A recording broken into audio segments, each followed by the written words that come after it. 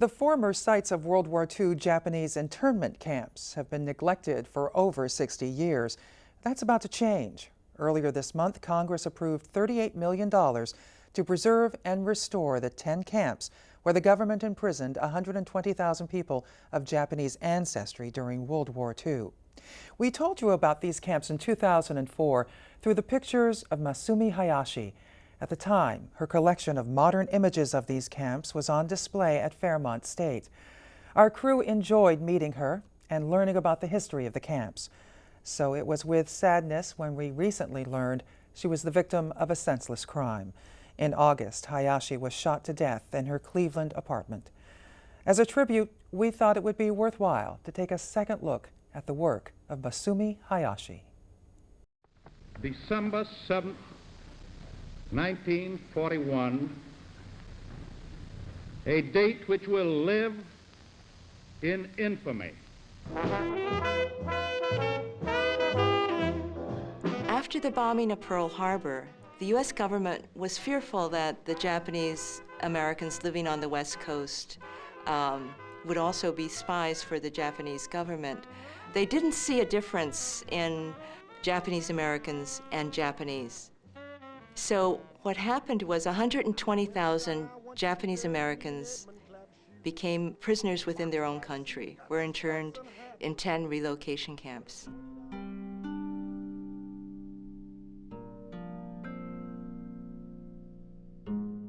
The story goes that some of the camps are considered happy camps. I don't believe that. How can anyone be happy in a camp, in a concentration camp, and denied their constitutional rights? Because they knew they were being taken into special camps, way out someplace, and you never knew where it was, or you were going to be shot to death. We were mostly scared, I think. I never had been to Japan, and I believe I was 100% American, and in fact, I rejected all Japanese values. I could never understand why my father and mother wanted us to eat rice all the time with chopsticks. I thought I was all American boy, but when the war broke out, I found out different. At that time, I really realized that all of us, no matter whether we were citizens or not, that we were being treated like enemies. I was born in Gila River Relocation Camp, 20 miles south of Phoenix, Arizona, in 1945, a month after World War II was over, a month after the bombing of Hiroshima. The camps were dissolved in 1945 and 1946, and 50 years later, there's not much left.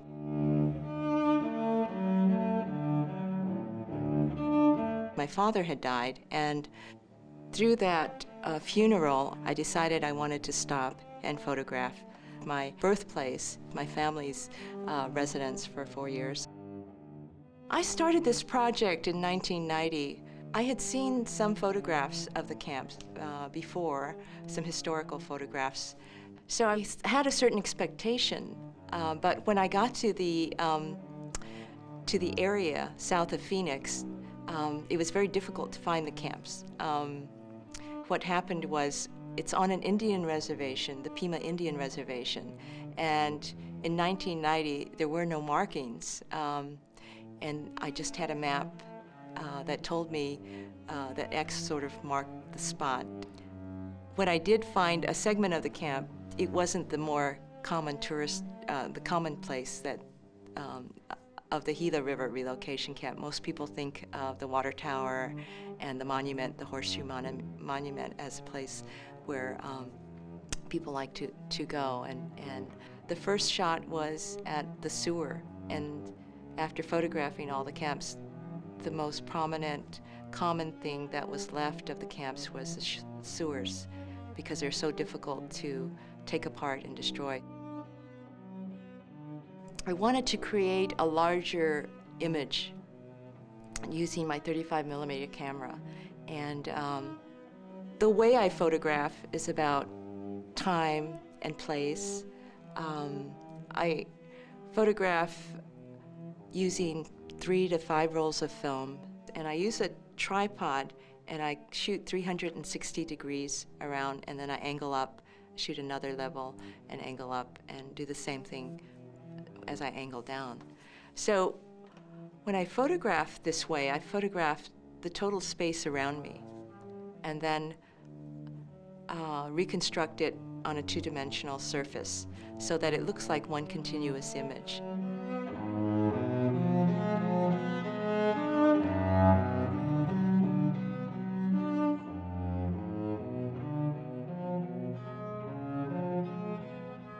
It was a very personal moment, I think, to finally find this camp. I thought about it for many years, but never thought I would actually create a project or a photograph there. One thing I noticed when I photograph, and I photograph alone, is that I get a feeling that there are so many people who were Japanese Americans who had been here, and to feel that sense of presence, I think that was very powerful. Just a strange feeling.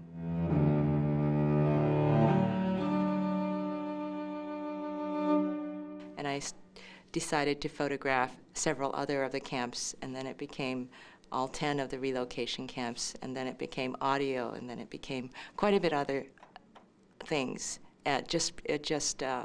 My interest in it just progressively grew.